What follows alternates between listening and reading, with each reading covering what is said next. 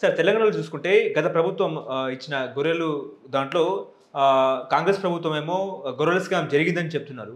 Who is the black sheep? నిజంగా గొర్రెల scam జరిగిందంటారా?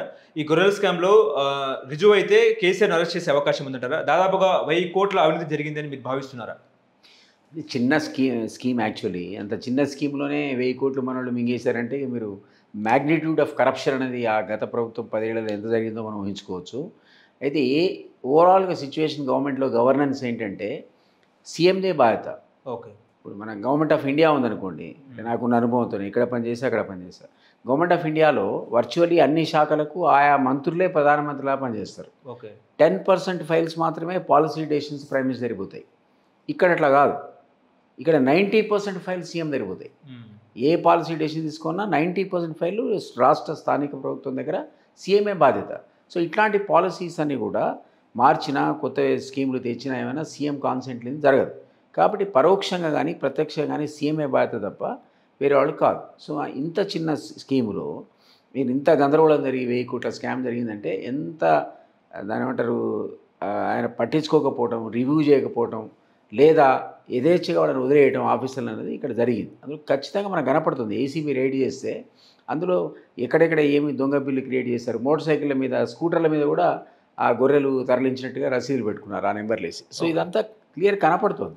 So అందువల్ల ఈ అల్టిమేట్గా మీకు ఎందుకు జరుగుతుంది ఇది అంటే ఆఫీసర్లకు మీరు లీనియన్స్ ఇచ్చి వాళ్ళకి యథేచ్ఛ ఇచ్చేసి ఇష్టం దోచుకుంటారా అని చెప్తే జరగదు, కానీ జరగదు. కాబట్టి అట్లాంటిది ఏమైనా ప్రూవ్ అయితే సీఎం, మాజీ సీఎం బాధ్యుడు అవుతాడు. నేను అరెస్టు కావాలని కానీ లేదా అవుతాడని కానీ నేను ఖచ్చితంగా చెప్పలేను. కానీ బట్ ఇట్లాంటి స్కీములు మీరు ఒక చిన్న శివబాలకృష్ణ అనేవాడిని అరెస్ట్ చేస్తే మీకు జ్ఞాపకం 1500 కోట్లు దొరికాయి ఒక్క వ్యక్తి దగ్గర. ఆఫీసర్ ఏసీబీ రెడీ చేసింది. ఈ మధ్య కాలంలో ఏసీబీ రిపీటెడ్గా రకరకాల శాఖల మీద పడి దాడులు చేస్తుంటే పుంఖానుపుంఖాలుగా అవినీతి బయటకు వస్తుంది.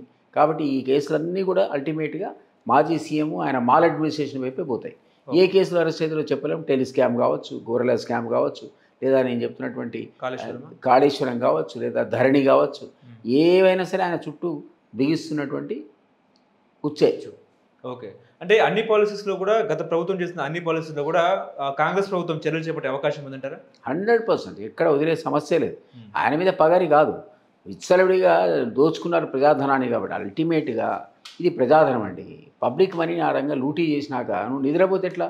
నువ్వు ఫామ్ హౌస్లో పడుకొని ఇటు ఎమ్మెల్యేలకు, ఎంపీలకు, మంత్రులకు యథేచ్ఛగా లిబర్టీ ఇచ్చేస్తే వాళ్ళు దేశానంతా దోచుకున్నారు. 10 ఏళ్ల తెలంగాణలో బంగారు తెలంగాణ ఎవడికి వచ్చిందో ఎవడికి రాలేదు, కానీ ఈ మంత్రులకు, ఎమ్మెల్యేలకు, ఎంపీలకు వచ్చింది, కేసీఆర్ కుటుంబానికి వచ్చింది. కాబట్టి ఇది బయట పెట్టాలి కదా.